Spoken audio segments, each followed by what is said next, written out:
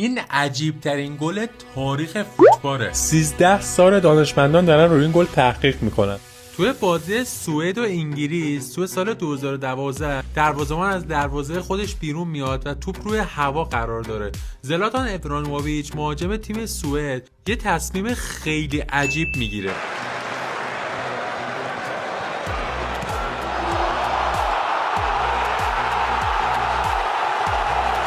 بلا فاصله بعد از زدن این گل پژوهشگران و دانشمندان شروع کردن به تحقیق روی این گل. اونا به 3 نکته خیلی مهم پی بردن که سومیش هم از همه عجیب تره. اولین چیزی که نظرشون رو جلب کرد این بود: برای گل شدن این توپ تو اون فاصله نیروی معادل با 1200 نیوتن باید به توپ وارد میشد، یعنی تقریبا اندازه یه تصادف خفیف که مثلا ماشین توی برخورد با دیوار وارد میکنه. دومین نکته زاویه ضربه زدن به توپ بود.